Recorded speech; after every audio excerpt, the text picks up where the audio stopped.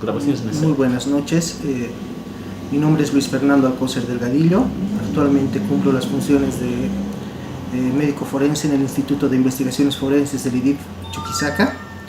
Y vamos a abordar un tema muy interesante que nos va a servir para poder capacitarnos en la Ley 1173. Es importante indicar de que la ley tiene un antes y un después. Vimos anteriormente con la Ley 348 el tema de la atención médica forense y el tema de la homologación de los certificados por parte del personal del IDIF, de los certificados que llegaban de los diferentes servicios de atención clínica de provincias mayormente. No entró a un 100% de su cumplimiento por un temor que existía por parte de los profesionales médicos para elaborar los certificados, ¿no? Pero a partir de la modificación y del cambio y de la introducción de la Ley 1173, vemos de que toda esta situación va a cambiar, ¿no? Donde se atribuye al personal de salud, ya sea privado o público, la atención obligatoria de las víctimas conforme a la Ley 348 y 1173. Es importante mencionar que dentro de esto tenemos el artículo 393 de la ley, donde nos indica que los certificados médicos que acrediten el estado físico de la víctima, niña, niño o adolescente o mujer que hubiera sufrido una agresión física o sexual, deberán extenderse de forma inmediata y obligatoria por cualquier profesional de salud, perteneciente a institución pública que hubiera efectuado el primer reconocimiento de la víctima, de acuerdo al Protocolo Único de Salud integrado al formulario único y sin mayor formalidad se constituirá en indicio. Es decir, que ya no corresponde exclusivamente al Instituto de Investigaciones Forenses la elaboración del certificado médico legal, médico forense, sino también va a implicar de que el personal clínico, el personal de salud, ya sea privado o estatal, tenga la obligación de emitir un certificado. En caso de que no emita un certificado, podrá aperturarse un proceso penal por incumplimiento de deberes. Es la importancia de conocer esta situación. Mayormente se ve esto en el párrafo 2 del mismo artículo, donde indica de que en los casos de violencia sexual, el personal del sistema público de salud podrá recolectar evidencias sin necesidad de requerimiento fiscal, las cuales serán entregadas inmediatamente a la autoridad competente en el marco del protocolo de cadena de custodia, para ser luego entregado al IDIF o en su caso al IDCUP. Veíamos de que antes teníamos la obligación de atender a una persona, una víctima, mediante un requerimiento fiscal, pero con la Ley 1173 cambia esta figura, donde indica de que estamos obligados a atender a una víctima sin requerimiento fiscal, en el caso de un servicio clínico, ¿no? Entonces es importante poder ver la gran diferencia que teníamos antes y el después de la Ley 1173. Sí estamos obligados a atender a una persona víctima sin requerimiento fiscal. Y las muestras que hayan sido tomadas, remitirlas mediante cadena de custodia, mediante una orden fiscal, al Instituto de Investigaciones Forenses o al IDCUP. El IDCUP es un órgano de la policía, ¿no? Científico principalmente, que al momento de la promulgación de la Ley 1173 cumple la calidad de ser un órgano científico, ¿no? Con la misma calidad o la misma importancia que el Instituto de Investigaciones Forenses, el IDIF. En el inciso 3 hablamos de la violencia sexual, especialmente tratándose y complementa el artículo 310 del Código Penal, donde el personal de salud aplicará normas y protocolos vigentes de atención integral a víctimas de violencia sexual del Ministerio de Salud. Se ha trabajado bastante con el Ministerio de Salud y se ha creado normas, protocolos para poder ser aplicados dentro del personal de salud dependiente del ministerio. Es una tarea larga que se tiene y que se está descuidando en este momento, ¿no? Donde es el tema de capacitar al personal de salud de los municipios, de las ciudades, pero también trabajar con el personal privado. Como indica la ley, es una obligación de nosotros atender a las víctimas, ya sea con requerimiento o sin requerimiento fiscal. Y si no estamos capacitados en esto, vamos a incluir en diferentes errores que van a llegar o van a dar la nulidad de obrados y perjudicar principalmente a la víctima. El artículo 75 nos habla del instituto de las instituciones de investigación forense. Dentro de las instituciones de investigación forense contamos, como indicábamos, con el Instituto de Investigaciones Forenses, que es dependiente exclusivamente de la Fiscalía General, ¿no? Financieramente y administrativamente. Además, contamos con el Instituto de Investigaciones Técnico-Científicas de la Universidad Policial, el ITCUP, dependiente de la Policía Boliviana. Son los dos grandes actores de la investigación forense que vayamos a realizar. El Ministerio Público requerirá indistintamente la realización del estudio científico técnico al Instituto de Investigaciones Forenses, IDIF, o al Instituto de Investigaciones Técnico-Científicas de la Universidad Policial, ITCUP, para la investigación de delitos o a la comprobación de otros hechos mediante orden judicial. ¿A qué refiere este párrafo? Nos indica de que antes de la implementación de la Ley 1173, solamente se requería al Instituto de Investigaciones Forenses el tema de la investigación, y en algunos casos exclusivos al ITCUP. Pero ahora la norma nos indica de que los dos tienen un valor igual, y la Fiscalía está obligada a requerir indistintamente ya sea al IDIF o al ITCUP. También esto puede ser mediante una orden judicial. Los directores y el personal del Instituto de Investigaciones Forenses y del ITCUP principalmente van a ser elegidos mediante un concurso público de méritos y antecedentes. Y cuando esto caiga o recaiga un personal de la policía, van a ser declarados en comisión de servicios sin afectar su carrera policial. La organización del Instituto de Investigaciones Forenses va a depender y va a ser reglamentada principalmente por el Ministerio Público. Este año, en el mes de julio, se hizo un juramento a nivel nacional de personal del Ministerio Público, de los peritos, ¿no? Porque en cumplimiento de esta norma, porque ¿qué nos dice la norma? El juramento prestado por los peritos a tiempo de ser posesionados en el Instituto de Investigaciones Forenses, IDIF, o en el Instituto de Investigaciones Técnico-Científicas de la Universidad Policial, ITCUP, se tendrá como válido y suficiente para el desempeño en los casos concretos en los que sean designados. ¿A qué vamos con esta norma? Que antes se pedía un acta de juramento por una pericia, y lo que causaba era mayor congestionamiento y retrasar las pericias que se iba a realizar.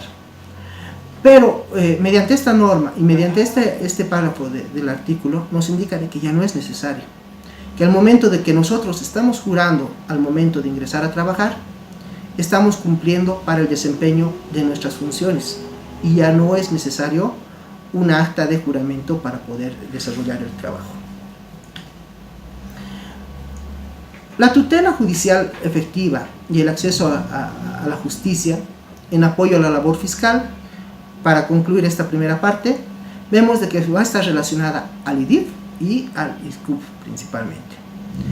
También vamos a tener el apoyo del personal de salud, del Ministerio de Salud y del profesional que atienda a una víctima, ya sea en forma privada, que ellos van a ser responsables de la emisión de un certificado médico. Para entrar un poco a profundidad sobre esto, vamos a conocer un poco el certificado único de atención. Este certificado se lo ha trabajado conjuntamente el Ministerio de Salud y el Instituto de Investigaciones Forenses. y las unidades de género de los servicios departamental de salud y del Ministerio de Salud. Se ha visto la forma de poder simplificar el trabajo del personal médico, ¿no? Pero como indiqué al principio de desarrollar el tema, se necesita una capacitación del personal para poder desarrollar y elaborar en forma adecuada un certificado.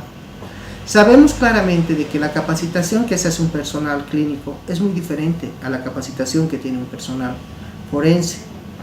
El médico clínico va principalmente a tratar la patología, la enfermedad y buscar el desarrollo, la curación de la misma persona. En cambio, el trabajo que desarrolla un médico forense es poder determinar las lesiones, poder determinar el cuadro de afección que haya tenido, pero evita un tratamiento. Es como se dice, ¿no? Anota lo que se ve. Eso es lo que hace un médico forense. A lo cual es un poco complicado para el personal clínico poder desarrollar estas funciones por la capacitación que han tenido y por el trabajo que están desarrollando. Pero va a ser necesario de que ellos puedan incluirse en esto y puedan ser capacitados, ¿no? Para poder emitir un certificado, porque indica la norma, indica la ley de que ellos tienen la obligación de elaborar un certificado médico forense. El incumplimiento del mismo indicará a incumplimiento de deberes y un proceso penal que se les pueda seguir. El certificado único, conforme a la ley 348, como indicábamos, se desarrolló principalmente con el Ministerio de Salud y tiene, podemos indicar que tiene 4 partes principales. La primera parte que tiene es el consentimiento informado. El consentimiento informado es necesario para poder dar cuenta de la aceptación que tiene la persona a ser examinada de que sea valorada por nosotros, por un personal médico. En algunos casos donde la persona no desee ser valorada, no podemos obligarla a ser valorada. Es por eso de que la misma va a rechazar la valoración. En el caso de la minoridad de edad, tiene que estar acompañada por un personal del Servicio de Defensorías de la Niñez y Adolescencia o un familiar mayor cercano para poder realizar la valoración. En su caso no se cuente con este personal, se tiene que buscar inmediatamente la forma de contar con el mismo para poder realizar la valoración y el llenado del consentimiento informado. El consentimiento informado va a tener en sus partes, primero, el establecimiento de salud donde se va a desarrollar esta valoración. Por ejemplo, se va a desarrollar en el municipio de Tarabuco y el hospital se llama Ricardo Bajer. El establecimiento de salud es el Hospital Bajer. ¿De qué nivel de atención es? Es primero, segundo, tercer nivel de atención. ¿De qué red de salud se encuentra? Ubicado en qué municipio, en qué ciudad, en qué provincia y en qué departamento. El nombre del proveedor. ¿A qué nos referimos con el nombre del proveedor? La persona que está atendiendo a la persona. En mi caso, el proveedor sería Luis Fernando Alcócer con mi matrícula profesional. Y en uso específico de sus funciones voy a certificar qué día, qué hora, qué mes, qué año y a quién estoy realizando la valoración. Si es un hombre, una mujer, individualizar a la persona, la edad que tiene, el estado civil, el carnet de identidad, la dirección y el teléfono de la persona. El consentimiento informado más claramente va a indicar el nombre de la persona, el carnet de identidad y que ha sido informada por un determinado proveedor. Va a contar, indicar sobre el procedimiento que se está desarrollando. Indica sobre los procedimientos que se llevarán a cabo en mi persona, en el examen físico, de la importancia de los mismos para la investigación y las consecuencias posibles que se derivarían de la imposibilidad de practicarlos, por cual sí o no otorgo el consentimiento en forma libre y espontánea, autorizando la toma de muestras y evidencias biológicas y no biológicas, necesarias e imprescindibles, así como todo procedimiento necesario. el carnet de identidad, la firma y la huella digital y la aclaración de la firma. ¿Por qué se ha colocado el tema de la huella digital? Porque muchas personas en el área rural no saben firmar y no pueden aclarar la firma. Es por eso que vamos a trabajar con impresión dactilar del pulgar derecho. Entramos a la segunda parte del certificado médico, que es la anamnesis. ¿Qué es anamnesis? Es un poco complicado para el abogado conocer esta terminología, pero la anamnesis es el interrogatorio que le estamos desarrollando hacia la persona, hacia la víctima, lo que nos cuente lo que ella ha pasado, lo que ha vivido, y nos puede ayudar un poco para poder determinar el hecho. La anamnesis en primera instancia nos va a decir la fecha, hora y día de la agresión. ¿Cuándo me han agredido? Me han agredido el 15 de agosto del 76 a las 5 de la tarde, ¿no? Entonces es importante poder tocar la hora, la fecha y la hora de la agresión. El lugar donde ha existido la agresión, ¿no? ¿Dónde ha ocurrido la agresión? Si ha sido en la calle, en vía pública, si ha sido en una movilidad, si ha sido en el hogar, si ha sido en la casa, comunicábamos, o ha sido en un terreno descampado, etc. Es importante poder determinar el lugar del hecho, ¿no? Si el agresor es una persona conocida o no es una persona conocida. Conforme a la ley 1173 y la ley 348, para poder delimitar y ver si la persona, si el agresor es una persona conocida, para poder tipificar la figura penal correspondiente, ¿no? Después,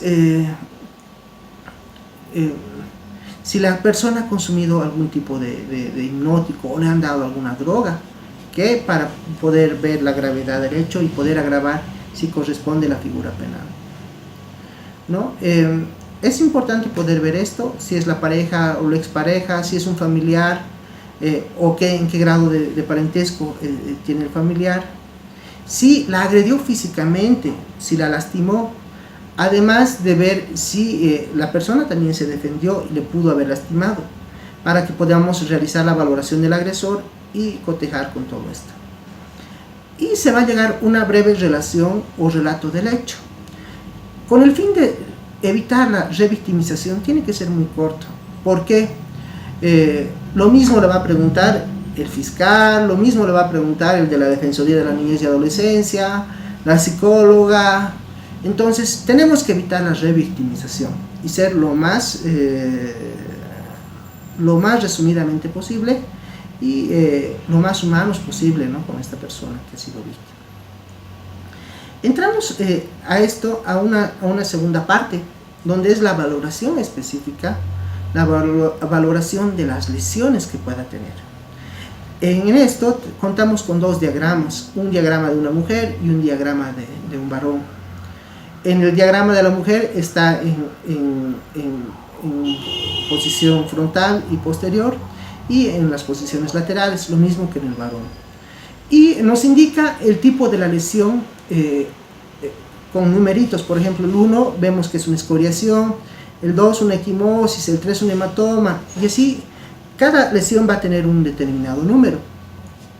Y nosotros lo único que tenemos que hacer es colocar el número a la lesión en la que estamos viendo y describir si es que corresponde en el siguiente cuadro que tenemos, que es la descripción de las lesiones. Para realizar una valoración médica legal, siempre empezamos de arriba hacia abajo. Vamos por la cabeza, por el rostro, por el cuello, por el tórax anterior, tórax posterior, extremidades superiores, abdomen, extremidades inferiores, de arriba hacia abajo. Y tenemos que ser tan exquisitos en nuestra valoración para poder determinar las lesiones que existen y describir las mismas en el certificado que estamos elaborando. Las lesiones que nosotros vayamos a marcar en los diagramas tienen que ser y coincidir con las lesiones escritas que estamos colocando, si no existiría contradicciones. Es por eso de que el personal tiene que tener bastante cuidado al elaborar estos informes.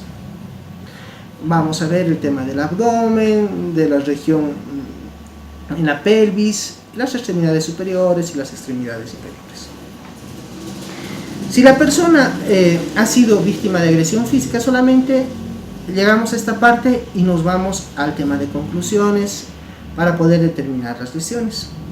Pero las víctimas no solamente llegan a veces con el tema de las agresiones físicas, sino también nos llegan con el tema de las agresiones sexuales.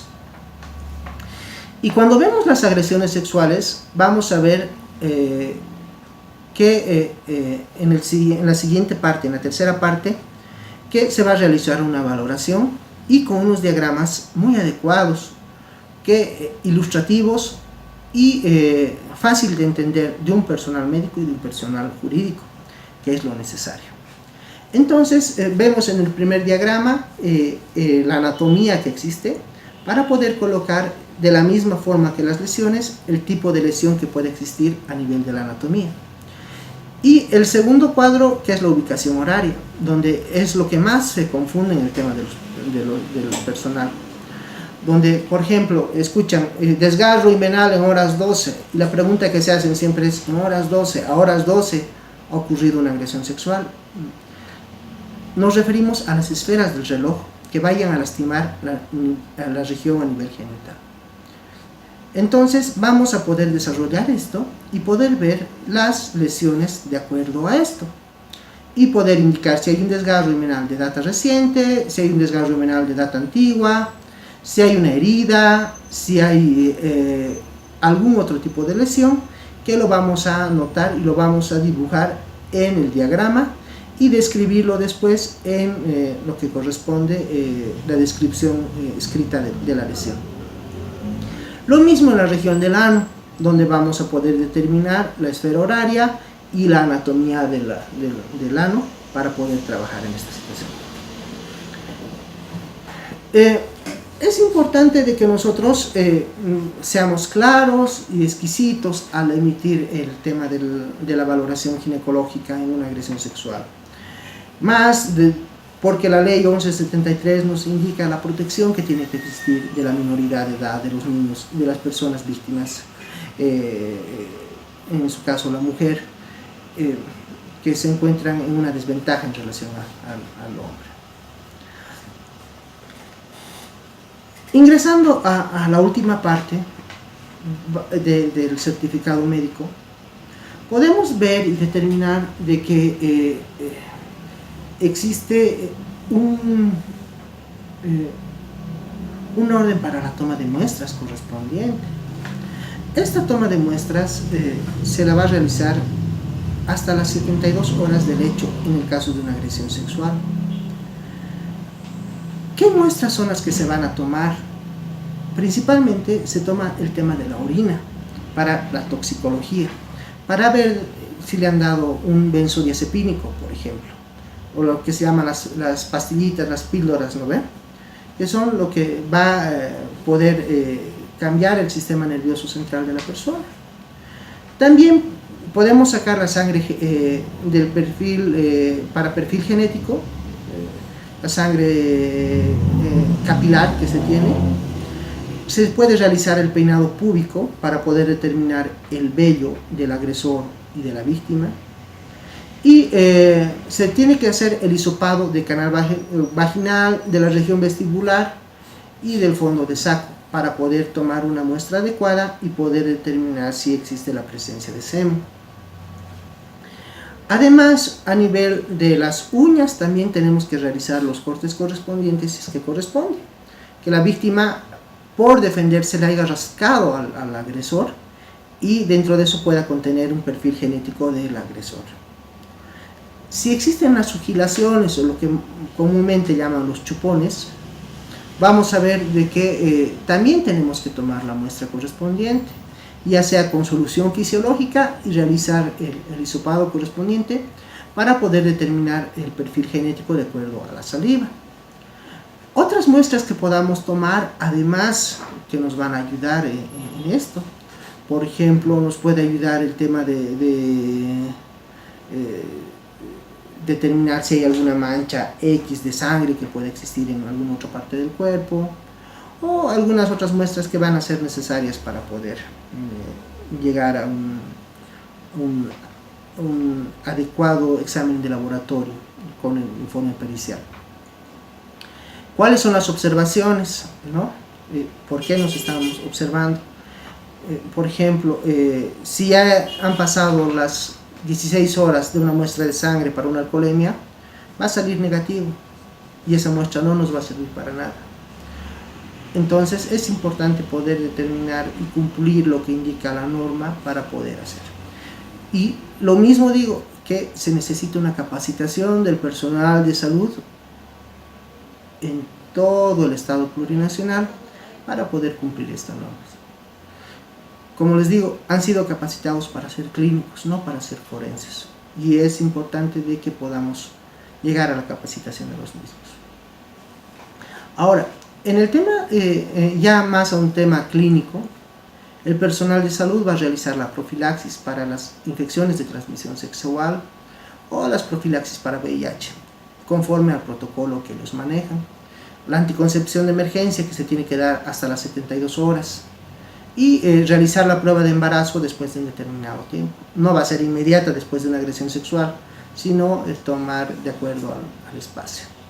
Y es importante poder realizar la contención emocional, poder trabajar con la contención emocional, hablar a la persona, poder trabajar con la persona,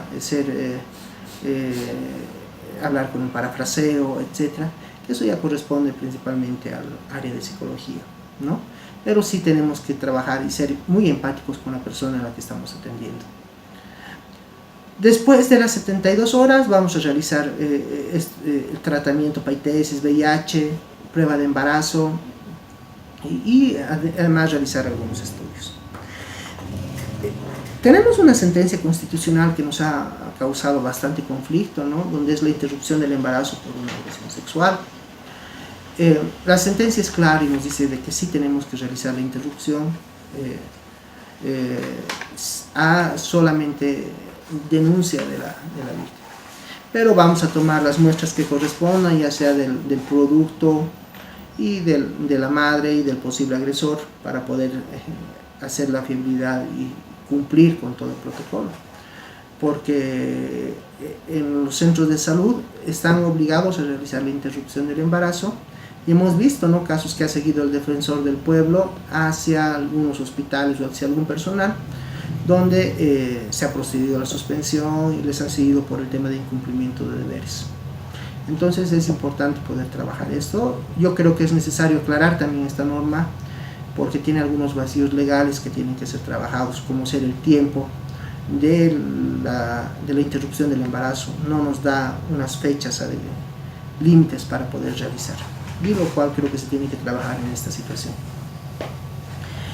Después de que hemos visto esto, es importante indicar de que muestras hemos tomado nosotros, cumplir el manual de cadena de custodia y evidencias, que también tiene que ser capacitado un personal de salud. No es entregar, no es dejar directamente, sino que tiene que ser cumplirse con la firma, con el sellado, con el secado de las muestras que estamos tomando, y entregar a una persona responsable. En su caso ya puede ser un policía o el fiscal, que va a remitir el mismo al Instituto de Investigaciones Forenses o al IPCUP si corresponde, porque los dos cuentan con las unidades de recepción, custodia de evidencias, que se llaman ERSI, para poder ver. Estas evidencias, en el mismo certificado vamos a indicar a quién se le está entregando, el carnet de identidad, el teléfono y la firma, y la fecha de la recepción para quien está siendo elaborado. Si hemos tomado una muestra de sangre y no mantenemos la refrigeración, no mantenemos y la enviamos después de 20 días o 30 días sin cumplir esto, la muestra ya no va a servir. Entonces es importante cumplir con todo lo que nos indica la norma de colecta y evidencia. Además es importante dentro de hay algunas cosas que no son claras para nosotros. Por ejemplo, la persona que ha sido víctima de una agresión física puede presentar alguna fractura.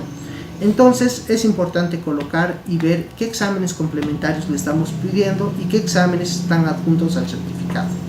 Por ejemplo, rayos X, ecografía de control, que nos van a ayudar a elaborar nuestro criterio. Y la impresión diagnóstica que estamos colocando, ¿no? La impresión diagnóstica tiene que ser clara, ¿no? Indicar, por ejemplo, politraumatismo, que presenta varias lesiones la persona, o indicar que existe un desgarro inmunal de data reciente o data antigua, que le puedan ayudar al personal de la fiscalía o al personal de la policía para poder encaminar y tipificar en forma adecuada las figuras correspondientes. Después de que llegamos a la impresión diagnóstica, este certificado tiene que tener la firma de la persona responsable, porque esa persona, si es requerida por la autoridad competente, es decir, por un juez, tiene la obligación de asistir. Tiene que tener el sello del proveedor, el número de matrícula de la persona que está atendiendo, y además tiene que contar el sello de la institución, de qué hospital ha sido atendido.